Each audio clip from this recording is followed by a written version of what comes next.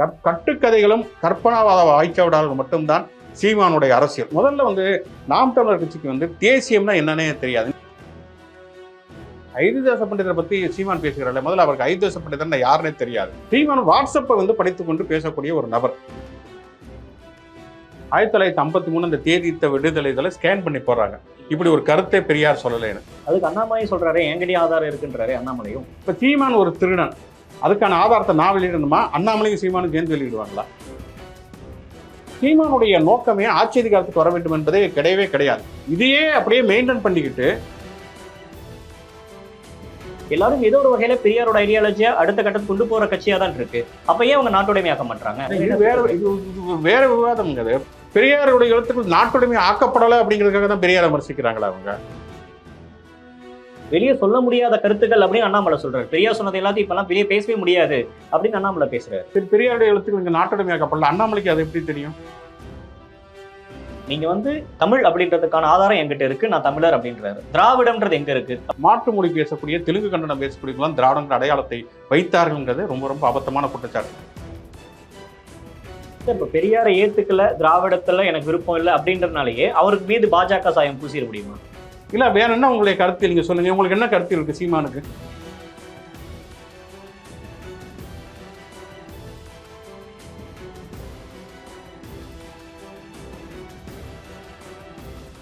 தி debate நேயர்களுக்கு வணக்கம். இன்றைய சிறப்பு நேர்காணலில் நம்மோடு இணைந்திருக்கிறார் எழுத்தாளர், பத்திரிகையாளர் சுகுணா தேவகர் அவர்கள்.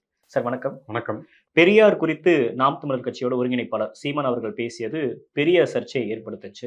எல்லாரும் அவங்களுடைய தரப்பு வாதங்களை முன் வச்சுட்டு இருந்தாங்க. குறிப்பா உங்களுடைய வாதம் அப்படின்றது எல்லாத்தாலையும் பரப்பப்பட்டு வருது. ரொம்ப ஆணித்தனமான விமர்சனங்களை நீங்க முன் வச்சிருந்தீங்க. எந்த இடத்துல பெரியார் அப்படி பேசினாரு, பெரியார் பேசினதை தற்போது ஏன் இவங்க வந்து அரசியலாக்குறாங்க அப்படின்னு சொல்லிட்டு ஒரு காட்டமான விமர்சனங்களை முன் வச்சிங்க. 1973 பெரியார் இறந்த வருடம். இன்ன வரைக்கும் பெரியார ஏதோ ஒரு வகையில வந்து அவர் மீதான தாக்குதல் வந்துகிட்டே இருக்கு. ஒன்று பாஜக தரப்புலையே ஆகட்டும், இன்னொன்று தமிழ் தேசியம் பேசுறவங்க அப்படின்னு சொல்லிட்டு பெரியார் இன்னும் அட்டாக் பண்ணிக்கிட்டே இருக்காங்கல்ல. தற்போது இந்த ஒரு விஷயத்திலையும் பெரியார அவங்க வந்து காட்டமா விமர்சிக்க வேண்டிய தேவை அல்லது பெரியார கையில் எடுக்க வேண்டிய அவசியம் எதுக்கு வருது? அது பெரியார் இதுல ஒரு வினோதமான ஒரு விஷயம் என்னன்னா, பெரியார் வந்து தான் வந்து காலகாலத்துக்கு நீட்டிச்சிருக்கணும் அப்படின்னு விரும்பவே இல்லை. அவரே வந்து ஒரு கட்டத்தில் என்ன சொல்றேன்னா, இன்னும் 50 ஆண்டுகளுக்கு பிறகு ஈவே ராமசாமி என்ற மூட கொள்கைக்காரன் இருந்தான் என்று இந்த உலகம் பேசும் அப்படின்னு சொன்னார். அப்ப பெரியார் என்ன சொல்லுகிறான்னா, தன்னை விட ஒரு சமூகம் முற்போக்காக சிந்திக்கிற பொழுது தன்னுடைய கருத்துக்கள் தேவையே இல்லை அப்படிங்கிற ஒரு நிலை தான் வரும் அப்படின்னு தான் அவர் உணர்கிறார். ஆனால் இன்றைக்கு வந்து பெரியாரை வந்து விமர்சிக்கக்கூடியவர்கள் அப்படி முற்போக்காக சிந்திக்கிறவங்க பெரியார் வந்து தேவையில்லை அப்படின்னு சொல்றாங்கன்னா கிடையாது. பெரியார் இருந்த காலகட்டத்தை விட பிற்போக்காக சிந்திக்கிறவர்கள் தான் பெரியாருக்கு எதிராக நிற்கிறார்கள் அப்படிங்கிறத பார்க்கலாம். இன்றைக்கு பெரியாரை எதிர்க்கக்கூடியவர்கள் பெரியாரை விட முற்போக்காக சிந்தித்து பெரியாரை எதிர்த்தாங்கன்னா பிரச்சனை கிடையாது. அது நம்ம உண்மையிலேயே ஏற்றுக்கொள்ளலாம். அதுல வந்து எந்த விதமான மாற்று கருத்தும் இல்லை. ஆனால் பெரியாரை விட பிற்போக்க சக்திகளாக இருக்கக்கூடிய இந்துத்துவ சக்திகளும் சீமான் மாதிரியான மிக பிற்போக்கான சிந்தனை உடையவர்களும் பெரியாரை வந்து விமர்சிக்கிற பொழுதுதான் நம்ம வந்து பெரியாருக்கு சார்பாக ஆதரவாக பேச வேண்டிய ஒரு அவசியம் இல்லை. நீங்க சொல்ற மாதிரி பெரியார் சொன்னதாக பெரியார் இப்படி பேசினாரு, பெரியார் இப்படி எழுதினாருன்னு சொல்லிட்டு பெரியார் சொன்னதாக விஷயங்கள் தான் அவங்க கையில் எடுக்கிறாங்க. அப்படி பேசுறப்ப அவங்க சொல்றது உறவு முறை குறித்து பெரியார் எப்படி பேசினாரு அப்படின்றது தான் இப்ப சீமானோட சர்ச்சை. தொடர்ந்து அதோட தொடர்ச்சியா என்ன பேசுறாங்கன்னா, தமிழ் ஒரு காட்டு மிராண்டி மொழி அப்படின்னு பேசுனதாகட்டும், திருக்குறள் அவர் என்ன விமர்சிச்சாரு அப்படின்னு பேசுறதாகட்டும், பெண்கள் குறித்து அவர் பேசினாரு, அம்பேத்கர் குறித்து அவர் பேசினாரு அப்படின்னு சொல்லிட்டு ஒவ்வொரு விஷயங்கள் எல்லாமே சொல்றாங்க. ஆதாரம் எங்க அப்படின்னு அவங்க கிட்ட கேட்டா அவங்க சொல்லக்கூடிய விமர்சனம் என்னவா இருக்குன்னா, எல்லா ஆதாரத்தையும் நாட்டுடைமை ஆக்குங்க, அதையும் ஆக்காம நீங்க எல்லாமே உங்க திராவிட கழகத்திலேயோ இல்ல அவங்க வந்து பொக்கிஷம் பாதுகாத்தா எப்படி நான் ஆதாரத்தை கொடுக்கறது அப்படின்ற ஒரு விமர்சனத்தை முன்வைக்கிறாங்க. இதை பத்தி நீங்க என்ன நினைக்கிறீங்க? இது ரொம்ப அபத்தமான ஒரு வாதம்ங்கிறது தான் நான் அந்த தொலைக்காட்சி விவாதத்திலேயே சொன்னேன். ஒன்று வந்து இங்கே இந்தியாவில் உலகத்தில் கூட எல்லாருடைய எழுத்துக்களும் நாட்டுடைமை ஆக்கித்தான் அதை பற்றிய விமர்சனங்களை யாருமே முன்வைக்கல. வந்து நாட்டுடைமை ஆக்குவதுங்கிறது ஒரு அரசனுடைய முடிவு சார்ந்த ஒரு விஷயம். நாட்டுடைமை ஆக்கப்பட்ட நூல்கள் அப்படிங்கிறதுல வந்து இப்போ நான் அதாவது சொன்னேன், பாரதியார் பாடல்கள் நாட்டுடைமை ஆக்கப்பட்டது. ஆனால் பாரதியாருடைய பாடல் அந்த துண்டு நிகழ்ந்தது அனைத்தும் அறிந்திட சூழ்களை வாணர்களும் இவள் என்று பிறந்தவள் என்று உணராத இயல்பினலாம் எங்கள் தாய், அந்த பாடல் வந்து பாரத தாய்ங்கிற தலைப்புல பாரதியார் பாரத தாயை பற்றி பாடுகிறார். அதை வந்து தமிழ் தாயை பற்றி பாரதியார் பாடினார்னு சொல்லிட்டு சீமான் பேசுகிறார். அப்ப என்ன வரலாற்று அறிவு அவருக்கு என்ன வாசிப்பு இருந்ததுன்னா அவர் அப்படி பேசுவார். நாட்டுடைமையாக்கப்பட்ட ஒரு பாரதியுடைய பாடலே அது என்ன தலைப்புல இருக்கு, அவர் யாரை பற்றி பாடினாருங்கிற குறைந்தபட்ச அறிவு கூட இல்லாமல் சீமான் பேசுகிறார்னா இதுல நாட்டுடைமை ஆக்குவதுங்கிறது எங்க இருக்கு? இன்னைக்கு வந்து பெரியார் வந்து முஸ்லீம்களை பத்தி தப்பா பேசுறாரு, இஸ்லாமியர்களை பத்தி பேசுறாரு, இது அம்பேத்கர் பத்தி பேசுறாரு, தமிழ் மொழியை பற்றி கடுமையாக விமர்சிக்கிறார்னா இதெல்லாம் அவைலபிள் டெக்ஸ்ட். பெரியார் ஏற்கனவே பேசி இருக்கக்கூடிய ஒரு விஷயம் தானே. நீங்க பெரியார்கிட்ட வந்து பெரியாரை வந்து விமர்சிக்கணும்னு சொன்னா பெரியாருடைய வார்த்தைகளை வைத்து தான் விமர்சிக்கணும். இப்ப பெரியார் வந்து சிறு வயதில் மைனராக இருந்தேன், நான் பாலியல் தொழிலாளர் போனேங்கிறது பெரியார் தான் சொல்றாரு. பெரியாரே எழுதிய சுயசரிதையும் சாமி சிதம்பரனாருடைய தமிழர் தலைவர் வாழ்க்கை வரலாறுங்கிறது பெரியார் சொல்லி தான் சாமி சிதம்பரம் எழுதுறாரு. இதெல்லாமே பெரியார் நினைச்சிருந்தா அதை மறைச்சிருக்க முடியும். பெரியாரை பொறுத்தவரைக்கும் எப்போதுமே ஒரு வெளிப்படையாகத்தான் இருந்தார் வந்து. இல்ல இப்ப அந்த வெளிப்படையா இருக்கிறப்பதான் விமர்சனம் வைக்கிறாங்க. இப்படி இருக்கிற ஒருத்தரை நீங்க எப்படி வழிகாட்டியா எடுத்துக்குவீங்கன்னு கேட்கிறாரு. இல்ல அதுதான் சொல்றேன், பெரியாரை நீங்கள் விமர்சிக்கணும்னா ரெண்டு விஷயத்தை நீங்க அடிப்படையாக புரிஞ்சுக்கணும். அந்த பெரியாரை விமர்சிக்கக்கூடிய ஒன்று வந்து பெரியார் எப்போதுமே வெளிப்படையாக இருந்தார். அப்ப வந்து பெரியாருடைய வார்த்தைகள் தான் இன்னைக்கு பெரியாரை விமர்சிக்க முடியும். அதே மாதிரி வந்து பெரியார் வந்து எந்த வகையிலையும் வந்து அவர் வந்து யாரையும் ஏமாற்றுவதற்காகவோ பணம் சம்பாதிக்காகவோ தனிப்பட்ட ஆதாயத்திற்காகவோ அவர் என்றைக்குமே நடந்து கொண்டது கிடையாது. அப்படி வந்து இன்னைக்கு வந்து சீமான் சொல்கிறார், பெரியார் வந்து கல்யாணம் பண்ணி சொத்துக்களுக்கு ஒரு வாரிசை நியமித்தார். பெரியார் வந்து சொத்துக்களுக்கான வாரிசுங்கிறது அடுத்தடுத்து வந்து தன்னுடைய சொந்தக்காரங்களுக்கு, தன்னுடைய உறவினர்களுக்கு, தன்னுடைய சொந்த சாதிக்காரர்களுக்கு சொத்து போகணுங்கிறதுக்காக ஒரு வாரிசை உருவாக்கவில்லை. அவர் என்னன்னா அவர் தான் பேசக்கூடிய கருத்துங்கிறது ரொம்ப தீவிரமான கருத்து. இது வந்து சமூகம் ஏற்றுக்கொள்ளக்கூடிய கருத்து இல்லை. அவர் தன்னை வந்து சொல்லுகிற பொழுது நான் ஒரு வெகுஜன விரோதி அப்படின்னு சொல்வார். வெகுஜன மக்கள் உண்டு என்பதை நான் இல்லை என்பேன், வேண்டும் என்பதை வேண்டாம் என்று சொல்லக்கூடிய சிந்தனையோட பெரியார். அப்ப வந்து தன்னுடைய கருத்துக்கள் தன்னுடைய காலகட்டத்துக்கு பிறகு பரவணும்னு சொன்னா அதுக்கு ஒரு நிதி ஆதாரம் வேண்டும். அப்ப தன்னுடைய சொத்துக்களை எல்லாம் சேர்த்து பெரியார் சுயமரியாதை பிரச்சார நிறுவனத்தை வந்து அவர் வந்து சுயமரியாதை பிரச்சார நிறுவனத்தை வந்து உருவாக்குறார். அந்த அறக்கட்டளைக்கு ஒரு வாரிசு வேண்டும் அப்படிங்கிறப்பதான் அவர் வந்து இது சொத்தை தான் பாதுகாக்கணும்னா தன்னுடைய சொந்த சாதியை சேர்ந்து தன்னுடைய சொந்தக்காரங்க யாரையாவது உருவாக்கி பண்ணிருக்கலாமே. மணியம்மையை தான் அவர் வந்து வாரிசாக நியமிக்கிறார். அன்னைக்கு வந்து ஒரு பெண்ணை வந்து பெண்களுக்கு சொத்துரிமை கிடையாது, அவங்களை தத்தெடுத்துட்டு அவங்களுக்கு சொத்தை கொடுக்க முடியாது. அப்படி இருக்கக்கூடிய சூழல தான் திருமணங்கிற ஒன்று உருவாகிறது. இன்னொரு விஷயம் சொல்றாங்க வந்து பெரியார் வந்து நாயக்கர் தெலுங்கு கன்னடம் பேசக்கூடியவர். உலகத்துக்கு அவர் கன்னடம் பேசுகிறாரா தெலுங்கு பேசுறான்னு கூட தெரியாது. அதனாலதான் தமிழை விமர்சிக்கிறாரு, தமிழை விமர்சிக்கிறாரு, தமிழுங்கிற அடையாளத்தை மறைக்கணும்னு சொல்லி தான் திராவிடன் கொண்டு வர்றாங்கன்னா நீங்க கொஞ்சம் லாஜிக்கலா யோசிச்சு பாருங்க. அப்படின்னா அவர் தன்னுடைய சொத்துக்களுக்கும் தன்னுடைய அமைப்புக்குமான வாரிசா தெலுங்கு பேசக்கூடிய கன்னடம் பேசக்கூடிய ஒருத்தரை தானே உருவாக்கி இருக்கணும். மணியம்மையார் வந்து இவங்க லேப் டெஸ்ட்ல பாஸ் ஆனாங்க, அவங்க தமிழர். அடுத்து வந்திருக்கூடிய வீரமணி அவருமே தமிழர், தமிழ் பேசக்கூடிய ஜாதியை சேர்ந்தவர். அதுக்கடுத்து வந்து திராவிட கழகத்தின் துணைத் தலைவராக இருக்கக்கூடிய கலிப்பொங்குன்றன் அவருமே தமிழ் பேசக்கூடிய ஜாதியை சேர்ந்தவர். இப்போ இதுவே ரொம்ப அபத்தமானதாக தெரியலையா வந்து. அதனாலதான் சொன்ன ரெண்டு விஷயங்கள் பெரியார்ட்ட முக்கியமான விஷயம். பெரியார் மீதான விமர்சனம் பெரியார் சொன்ன வார்த்தைகள் தான் நீங்க வைக்கணும். அவர் எதையுமே மறைத்து பேசியவர் கிடையாது. அதே மாதிரி பார்த்தோம்னு சொன்னா வந்து பெரியார் ரொம்ப நேர்மையாக இருந்தார். இந்த விமர்சனங்களை முன்வைக்கக்கூடியவர்கள் யாரு? ஒரு பக்கம் பார்த்தோம்னா பெரியார் இப்படி பேசிட்டாரு, பெண்களை இழிவுபடுத்திட்டாரு, அவர் வந்து கற்பே வேணாங்கிறாரு அப்படின்னு சொல்லக்கூடியவர்கள் பாலியல் புகார்களுக்கு உள்ளாக்கப்பட்டவர்கள், பொருளாதார ரீதியாக நிதி முறைகேடு குற்றச்சாட்டுகளுக்கு உள்ளாக்கப்பட்டவர்கள். அவர்கள் வந்து பெரியார் மீது விமர்சிப்பதற்கு எந்த தகுதியுமே கிடையாது. பெரியார் மேல யாருமே பாலியல் ரீதியான புகாரோ அல்லது நிதி முறைகேடு தொடர்பான புகாரோ வைத்தது கிடையாது. அவரும் வெளிப்படையாக இருந்தார். சிறு வயதுல மைனராக தெரிஞ்சங்கிறது அவர் தான் சொன்னார். இன்னொரு பெண் வந்து அவர் மேல பாலியல் குற்றச்சாட்டு வைக்கல. ஆனா அது குற்றம் சொல்லக்கூடியவர் இன்னொரு பெண் வந்து பாலியல் ரீதியாக குற்றம் சாட்டப்பட்டு அந்த குற்றச்சாட்டை சந்திக்கக்கூடிய ஒருத்தர். பெரியார் வந்து இன்னொருத்தருடைய பணத்தை திருடிட்டாரு, அடுத்தவங்கள்ட்ட வந்து திருடிட்டாருங்கிற குற்றச்சாட்டை இந்த காலகட்டத்திலுமே சந்தித்தவர் கிடையாது. அவர் தன்னுடைய சொத்தை வந்து தன்னுடைய பிரச்சாரம் வந்து நடைபெற வேண்டும் என்பதற்காக எழுதி வைத்து விட்டு போனவர். ஆனா வந்து இந்த குற்றச்சாட்டை சுமத்தக்கூடியவர் நிதிமுறைகேடு வந்து அவருடைய சொந்த கட்சிக்காரர்களாலுமே நிதிமுறைகேடு குற்றச்சாட்டுகளுக்கு உள்ளாக்கப்பட்டவர். இதை கேள்வி கேட்பதற்கான எந்த விதமான தார்மீக உரிமையுமே கிடையாது. இது ஏன் வந்து இப்ப தனிப்பட்ட முறையில வந்து அவர் ஏன் குற்றம் சுமத்தணுங்கிற கேள்வி கூட எழலாம். கருத்தியல் ரீதியான விமர்சனங்கள் தானே. ஆனால் அவர் முழுக்க தனிப்பட்ட குற்றச்சாட்டுகளாக தான் இருக்கிறது. இன்னொன்னு அடிப்படை நேர்மைகள். நீங்க ஒரு விஷயத்த சொல்லிட்டீங்க, இப்ப நான் சொல்ல இந்த பேட்டில் சொன்னா இந்த கருத்துக்கு நான் தான் பொறுப்பு, இதுக்கு ஆதாரம் நான் தான் தரணும். ஆனால் நீங்க வந்து எதை வேணும்னாலும் வாய்க்கு வந்ததெல்லாம் சொல்லிடுறீங்க. ஆனா கேட்டா வந்து ஆதாரத்தை இன்னொருத்தர் தருவார்கள். நான் இதை நாட்டோடமை ஆக்குவீங்கன்னு சொன்னா, நாட்டோடமை ஆக்குங்கன்னு சொன்னீங்கன்னா இதுல என்ன அரசியல் நேர்மையோ அறிவு நாணயமோ என்ன இருக்கிறது? இல்ல பெரியாரோடைய புகழ் எல்லா இடத்துக்கும் போகணும். பெரியார் என்ன ஐடியாலஜி பேசினாரோ அது எவ்வளவு காலத்துக்கு போனாலும் அந்த காலத்துக்கு அது தேவையா இருக்கு அப்படின்றப்ப அதை நாட்டுடைமையாக்கி எல்லாரும் படிக்கணும் அப்படின்னு செய்யறதுல அரசுக்கு என்ன சிக்கல் இருக்கு? ஏன்னா இங்க திமுகவாகட்டும் அதிமுக ஆகட்டும் எல்லாரும் ஏதோ ஒரு வகையில பெரியாரோட ஐடியாலஜியா அடுத்த கட்டத்துக்கு கொண்டு போற கட்சியா தான் இருக்கு. அப்ப ஏன் அவங்க நாட்டுடைமையாக்க மாட்டாங்க? இது வேற விவாதம். பெரியாருடைய எழுத்துக்களை நாட்டுடைமை ஆக்கணுங்கிறது வேற விவாதம். பெரியாருடைய எழுத்துக்கள் நாட்டுடைமை ஆக்கப்படலை அப்படிங்கிறதுக்காக தான் பெரியாரை விமர்சிக்கிறாங்களா அவங்க? இப்ப பெரியாருடைய நூல்கள் நாட்டுடைமை ஆக்கப்படலை அப்படின்னு சொல்லி சீமான் பேசுகிறார்ல. சரி, இது ஆக்கப்படலை, அது வந்து திராவிட கட்சிகள் மேல, திராவிட கழகத்தின் மேலோ தமிழ்நாடு அரசின் மீது கூட குற்றம் சுமத்திக்கோங்க, அது ஒரு பக்கம் இருக்கட்டும். நாம் தமிழர் கட்சி இருக்கு இல்லையா, நாம் தமிழர் கட்சி எத்தனை தமிழறிஞர்களுடைய நூல்களை நாட்டுடைமையாக்கி இருக்கிறது? எத்தனையோ இங்கே இருக்கக்கூடிய இயக்கங்கள் வந்து எத்தனையோ வந்து திரட்டுகளை கொண்டு வந்திருக்காங்க, தனிநபர்கள் கொண்டு வந்திருக்கிறாங்க. நாம் தமிழர் கட்சி அப்படி என்ன பண்ணியிருக்கிறாங்க வந்து, நீங்க பெரியார் விட்டுருங்க, மற்ற தமிழர்களை என்ன கொண்டு வந்திருக்காங்க.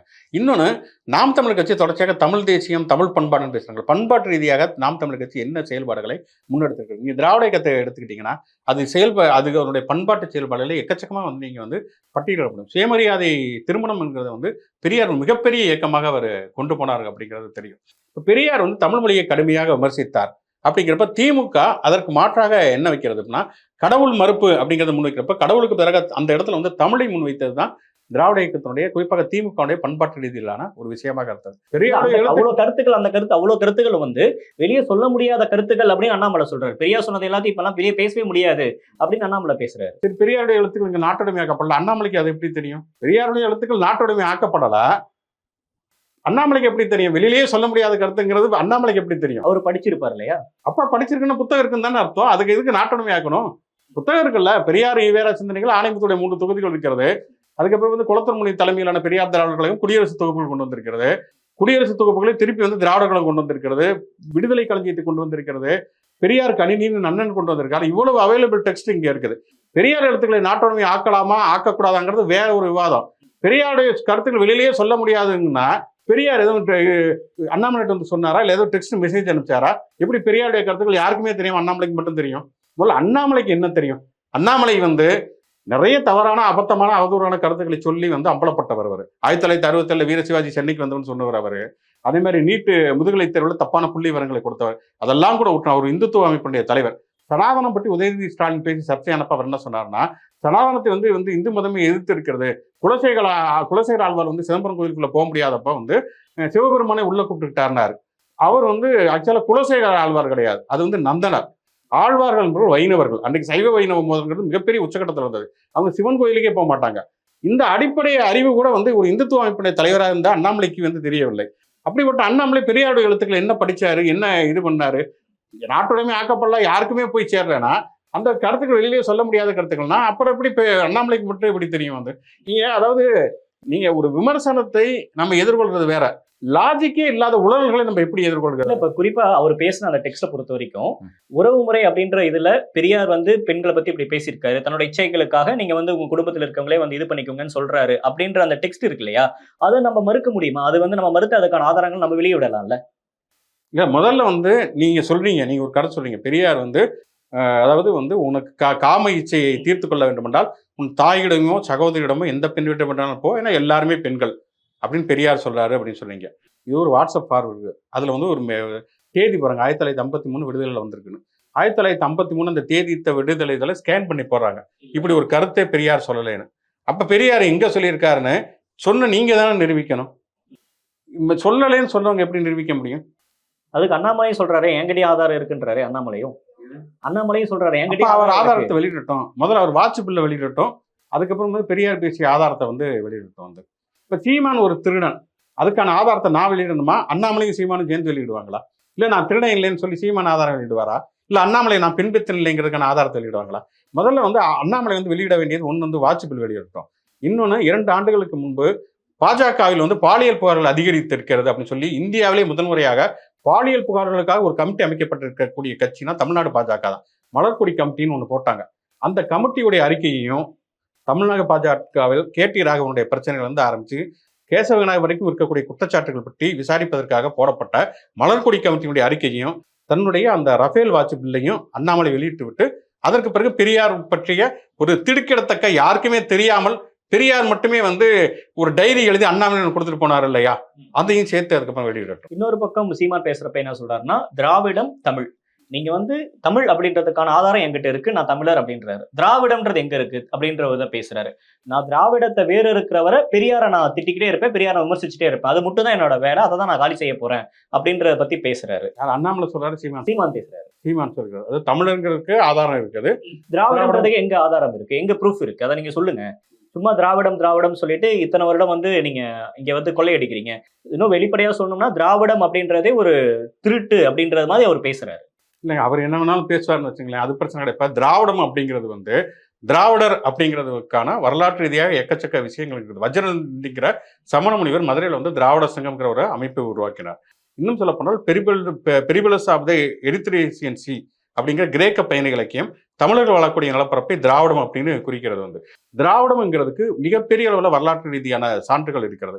இன்னும் சொல்ல போனால் கெயில் ஓம்பத்துங்கிற மிக முக்கியமான ஒரு தலித் வரலாற்று சிந்தனையாளர் அண்டர்ஸ்டாண்டிங் த கேஸ்ட்னு ஒரு புத்தகம் எழுதியிருக்கார். அந்த புத்தகத்தில் சொல்கிறார் வந்து இந்தியாவில் இருக்கிற ஒடுக்கப்பட்ட தீண்டப்படாத மக்கள் எல்லாருமே தங்களை வந்து ஆதி அப்படிங்கிற ஒரு அடைச்சொல்லோடு தான் வந்து நான் அந்த விவாதத்தோடு இருப்பேன், அடைமொழியோட தான் அவங்க வந்து இதை வந்து தங்களை வந்து குறிக்கிறார்கள். பஞ்சாப்ல ஆதி தர்ம் அப்படின்னு குறிக்கிறாங்க. தர்மம்னு சொன்னா தர்மம். ஆதி இந்துக்கள் உத்தரப்பிரதேசத்துல. சென்னை மாகாணத்துல வந்து ஆதி ஆந்திரர்கள் அப்படின்னு சொல்லிட்டு தெலுங்கு பேசக்கூடிய மாலா மாதிகா ஜாதிகள் குறிக்கிறார்கள். ஆதி கர்நாடகர்கள் சொல்லி கர்நாடகத்தில் இருக்கவங்க. தமிழ்நாட்டில் வந்து ஆதி திராவிடர்கள் அடையாளப்படுத்திக் கொள்கிறவர்கள் தெலுங்கு பேசக்கூடிய அருந்ததிகளில் தமிழ் பேசக்கூடிய பறையர்கள் தான். முதல்ல திராவிடங்களோட அடையாளத்தை தமிழ் பேசக்கூடிய பறையர்கள் தான் முன்வைக்கிறார்கள். திராவிட மகாஜன சபையை அயோத்திதாச பண்டிதர் வந்து ஆரம்பிக்கிறார். அவர்தான் சாதி பேதமற்ற பூர்வ பௌத்தர்களாம் திராவிடர்கள் அப்படிங்கிற ஒரு விஷயத்தை சொல்கிறார். தமிழ் என்பதை திராவிட பாஷைங்கிறார். ஆதி திராவிடர் வரலாறு அப்படிங்கிற எழுதக்கூடிய பெருமாள் பிள்ளை அவர் வந்து பறையர் சாதியை சேர்ந்தவர். திராவிட இந்தியாங்கிற புத்தகத்தை எழுதக்கூடியவர் நாசி கந்தையா, ஈழத்தைச் சேர்ந்த தமிழறிஞர். அவர் ஒரு சைவ வெள்ளாளர். முதல்ல இருக்கக்கூடிய இவங்க தொடர்ச்சியாக சொல்லக்கூடிய பொய் நாம் தமிழர் கட்சிங்கிறது மாற்று மொழி பேசக்கூடிய தெலுங்கு கன்னடம் பேசக்கூடியவங்களாம் திராவிடங்கிற அடையாளத்தை வைத்தார்கள்ங்கிறது ரொம்ப ரொம்ப அபத்தமான குற்றச்சாட்டு. தமிழ் பேசக்கூடிய சாதிகளைச் சேர்ந்த இவங்களுடைய லேப் டெஸ்டில் பாஸ் ஆகக்கூடிய அத்தனை வாய்ப்புகளும் சாத்தியங்களும் உடைய தமிழர்கள் தான் திராவிடங்கிற அடையாளத்தை முன்வைத்தார்கள். திராவிடர் அப்படிங்கிற ஒரு அடையாளம் ஒவ்வொரு காலகட்டத்தில் ஒவ்வொரு விதமான வரையறையோட தான் புரிந்து கொள்ளப்பட்டிருக்கிறது. ஒரு காலகட்டத்தில் வந்து திராவிடங்கிறது தென்னிந்திய நிலப்பரப்பை சேர்ந்தவர்கள் திராவிடர்களால் அடையாளப்படுத்தப்பட்டார்கள். ஆரியர் திராவிடர், வடக்கு தெற்குங்கிறப்ப திராவிடர்கள் அடையாளப்படுத்தப்பட்டார்கள். திராவிட சிசு அப்படின்னு சொல்லிட்டு ஆதிசங்கர் ஞான சம்பந்தரை சொல்லுகிறார். திராவிட வேதம் என்று 4000 திவ்ய பிரபந்தம் அழைக்கப்படுகிறது. திராவிடம் அப்படிங்கிறது தென்னிந்தியாவை சேர்ந்து. ஏன் திராவிட வேதம் சொல்லணும்? அது ஒரு ஆரிய வேதம் வடநாட்டில் இருக்கிறது. இது வந்து திராவிட வேதம் சொல்லி 4000 திவ்ய பிரபந்தத்தை வைணவர்கள் முன்னிறுத்தினார்கள். அப்ப ஆதி திராவிடர்கள் அப்படிங்கிறத வந்து அயோத்திதாச பண்டிதர் வந்து ஆரியர்களுக்கு எதிராக ஒரு சாதி பேதமற்ற ஒரு பூர்வ பௌத்தர்கள் அப்படிங்கிற அடையாளத்துக்காக அவர் திராவிடர்கள் அப்படிங்கிறத சொல்றாங்க. இப்ப அயோத்திதாச பண்டிதரை பத்தி சீமான் பேசுகிறார். முதல்ல அவருக்கு அயோத்திதாச பண்டிதர் யாருன்னே தெரியாது. அவர் பூர்வ பௌத்தர்கள் தான், தமிழர்கள் பூர்வ பௌத்தர்கள்ங்கிறார். என்னைக்காவது பௌத்தத்தை பற்றி சீமான் பேசுகிறார்? அவர் 90 குங்குமம் வச்சுதான் எல்லா பக்கம் அலைகிறாரு. பௌத்தத்தை பற்றி பேசியிருக்கிறாரா? அவர் மட்டும் பேசல. மயிலை விசீனி வெங்கடசாமி பௌத்தம் தமிழ் எழுதி அவர் வந்து இங்க இருக்கக்கூடிய பெரும்பாலான விஷயங்கள் பௌத்தம் சார்ந்ததுங்கிறார். தமிழில் இருக்கக்கூடிய 50 காப்பியங்கள் சமண பௌத்த இலக்கியங்கள், தமிழில் இருக்கக்கூடிய 5 காப்பியங்கள் சமண பௌத்த இலக்கியங்கள், சைவ இலக்கியமோ வைணவ இலக்கியமும் கிடையாது. இவர் தன்னுடைய ஆசிரியர் சொல்லக்கூடிய தோ பரமசிவன் தமிழ்ல இருக்கக்கூடிய பௌத்த மரபுகளை வந்து சொல்லியிருக்கார். அழகர் கோயிலே வந்து பௌத்த கோயில் நிறுவியர், ஆய்வுபூர்வமாக நிறுவியவர் தோப்பா. அப்படின்னா நீங்க வந்து பௌத்தத்தை பற்றி பேசணும், ஏன் வந்து பேசல? திராவிட மொழி குடும்பத்தை ஏற்றுக்கொள்ளக்கூடிய மொழியியல் அறிஞர்கள், மானுடவியல் அறிஞர்கள், இவர்கள் எல்லாம் கூட மிகப்பெரிய அறிஞரா வந்து சீமான் வாட்ஸ்அப்பை வந்து படித்துக்கொண்டு பேசக்கூடிய ஒரு நபர். அவருக்கு எந்த விதமான வரலாற்று அறிவுமே கிடையாது. இறுதியா ஒரு கேள்வி. அவர் பேசுறப்போ ஒரு விஷயத்த ரொம்ப காட்டமா விமர்சிக்கிறாரு. பெரியார் தான் எல்லாம் செஞ்சார் அப்படின்னா எனக்கு எந்த பிரச்சனையும் இல்லை, நான் ஏத்துட்டு போயிடுவேன். பெரியார் மட்டும்தான் அப்படின்னா இதுக்கு முன்னாடி இருந்த ஜீவானந்தம் இருந்து சிங்காரவேலர் இருந்து இளங்கோவன் இருந்து எதுவுமே பண்ணல, யாருமே எதுவுமே பண்ணலையா? அப்ப ஏன் நீங்க பெரியாரை மட்டும்தான் அப்படின்னு சொல்றீங்க அப்படின்ற விமர்சனத்தை முன்வைக்கிறாரு. அதெல்லாம் யாருமே செய்யலைங்கிறத யார் சொன்னாங்க? பெரியார் மட்டும்தான் அப்படின்றதான் இங்க அடையாளப்படுத்த. அப்படி யார் சொன்னா? பெரியாரே சொல்லலை, நான் மட்டும் தான் செஞ்சேன் அப்படிங்கிறத. வள்ளலார் செஞ்சாரு. வள்ளலாருடைய 6ஆம் திருமுறையுடைய பாடல்களை குடியரசு பதிப்பதன் மூலமாக பெரியார் தான் வந்து பதிப்பிக்கிறார். வள்ளலார் செயல்பட்ட தலம் அப்படிங்கிறது அது ஒரு ஆன்மீக மெய்யியல் தலம். சைவத்துல இருந்து சனாதன வர்ணாசிரம தர்மத்தை எதிர்த்து அவர் பேசுகிறார். அதை தாண்டி அவர் வந்து ஒரு அரசியல் இயக்கத்தை கட்டி இடஒதுக்கீட்டுக்கு எதிராக எல்லாம் அவர் போராடல. முதல்ல 1950 முதல் அரசியல் சட்ட திருத்தத்தை பெரியார் கொண்டு வந்தார், வள்ளலார் கொண்டு வரல. அயோத்திதாச பண்டிதரை பொறுத்த வரைக்கும் அவருமே வந்து தமிழன்கிற பத்திரிகையை நடத்தினார். அவர் வந்து ஒரு பௌத்த சங்கத்தை வந்து சாக்கிய பௌத்த சங்கத்தை நிறுவி வந்து அவர் தொடர்ச்சியாக நடத்தினார். அவருடைய உரையாடல்கள் நடத்தினார்.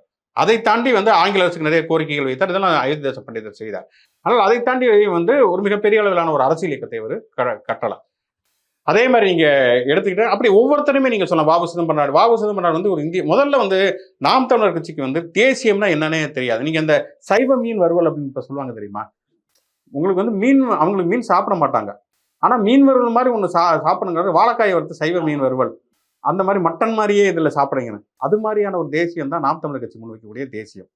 அவங்களுக்கு தேசியம்னா என்ன, தேசியம்னா என்னன்னே தெரியாது.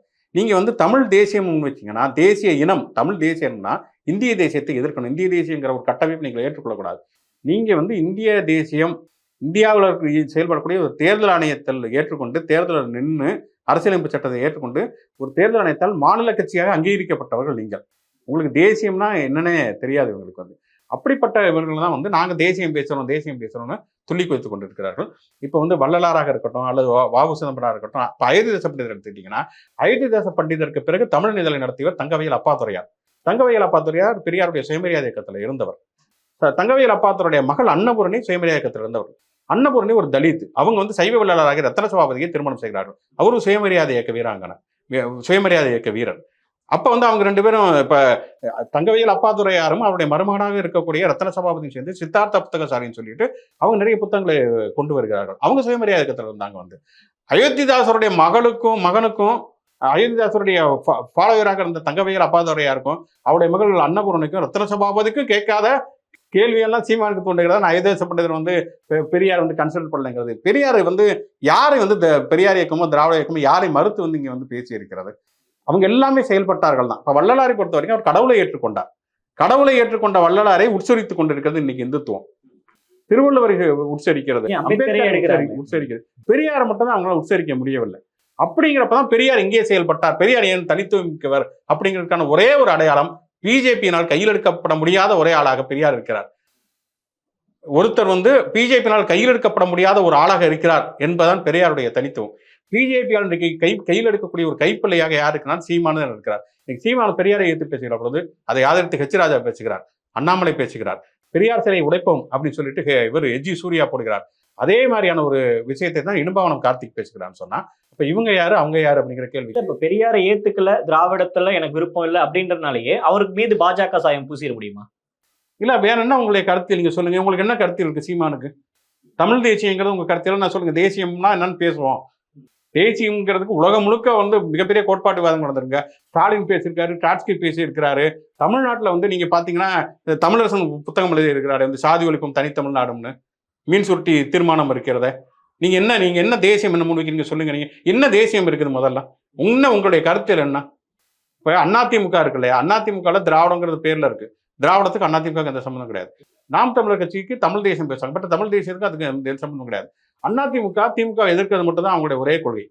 இவங்களுக்கும் அதே கொள்கை தான். குறிப்பு கூடுதலா பெரியாரை எதிர்ப்பாங்க. பெரியார் திராவிட எதிர்ப்பை தாண்டி, திமுக எதிர்ப்பை தாண்டி நாம் தமிழர் கட்சிக்கு என்ன கொள்கை இருக்கிறது, என்ன கருத்தில் இருக்கிறது? இப்ப திராவிட எதிர்ப்பு, பெரியார் எதிர்ப்பு அப்படிங்கறத இந்துத்துவவாதிகள் முன்வைக்கிறார்கள், சீமானும் முன்வைக்கிறார்னா இதை தாண்டி வேற என்ன இவங்களுக்கு வந்து இவங்க ஒன்றுபடக்கூடிய புள்ளிகள் தான் அதிகமா இருக்குது. வேறுபடக்கூடிய புள்ளிகள் என்ன இருக்கிறது? எதுவுமே இல்லையே. ஆனா அவரு பாஜக கடுமையா எதிர்க்கிறாரு. ஒவ்வொரு விஷயங்கள் வரப்பையும் அவர் எதிர்த்தானே குரல் கொடுத்துட்டு இருக்காரு. பாஜக நாம் தமிழர் கட்சி வந்து எதிர்க்கவே இல்லை. அவங்க வந்து இந்திய அளவிலேயே தன்னுடைய எதிரியாக உதயநிதி ஸ்டாலினையும் மு.க. ஸ்டாலினையும் பெரியாரையும் தானே பேசுறாங்க. சீமான் அவங்க ஒரு பொருட்டா கூட மதிக்கலையே வந்து. அப்ப நீங்க என்ன எதிர்ப்பு பேசுறீங்க?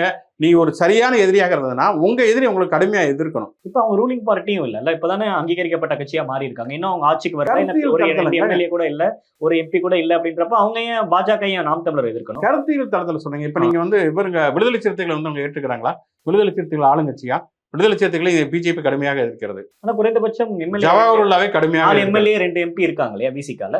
அது அந்த பிரச்சனைங்கிறது நாம் தமிழர் கட்சியோட பிரச்சனை தானாங்க. வந்து நீங்க நாம் தமிழர் கட்சி அப்படிங்கிறது தேர்தலில் ஈடுபடக்கூடிய ஒரு கட்சி.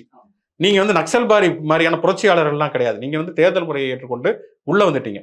தேர்தல் முறையை ஏற்றுக்கொண்டு ஒரு கட்சி உள்ள வந்துட்டாலே தேர்தல் முறையில் இருக்கக்கூடிய யதார்த்தத்தை புரிந்து கொள்ள வேண்டும். இங்கே திமுக அதிமுக மாதிரியான பெரிய கட்சிகளே ஒரு சில சந்தர்ப்பங்களை தவிர கூட்டணி வைத்துதான் ஆட்சி அமைக்க முடியும்.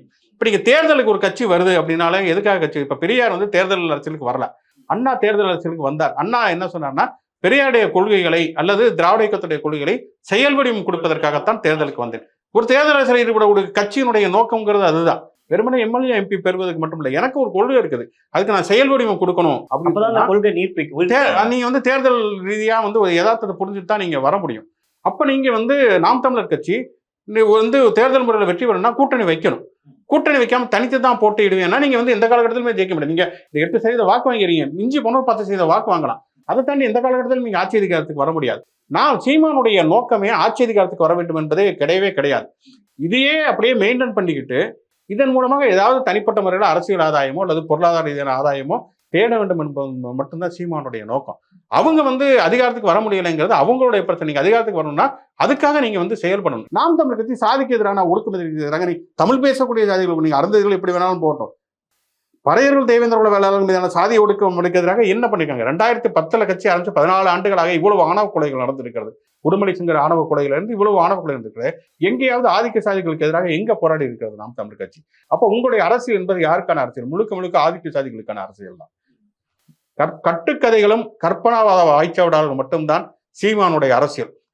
நான் சமீபத்தில் கூட ஒரு உதாரணம் சொன்னேன். வந்து ஒரு மாணவரோட கலந்துரையாடல் அப்ப கச்சத்தீவை எப்படி மீட்பீங்கிறது அவர் சொன்ன ஒரு கதை. அது நெய்தல் படையை ஆரம்பிச்சு கையேறி கொண்ட எப்படிங்க ஒரு முதல்வர் எப்படிங்க வந்து இந்த மாதிரி பண்ண முடியும்? என்ன அதிகாரம் இருக்கிறது? தேர்தல் அரசுடைய யதார்த்தம் அல்லது இந்திய அரசியலமைப்பு சட்டம் அல்லது இந்திய அரசனுடைய நிர்வாகத்தினுடைய யதார்த்தம் தெரிஞ்ச யாராவது ஒருத்தராவது இப்படி பேச முடியுமா? வந்து குறைந்தபட்ச உடைய பொது அறிவுடைய யாராவது ஒருத்தர் இப்படி ஒரு தலைமை பேசுவதை இது ஒரு யதார்த்தம் ஏற்றுக்கொள்ள முடியுமா? இங்க வந்து அப்ப என்னன்னா வந்து இப்படி கதை மட்டுமே பேசிட்டு இருப்போம், எந்த காலகட்டத்தில் அதிகாரத்துக்கு வரமாட்டோங்கிறது தான் சீமானுடைய உத்தி.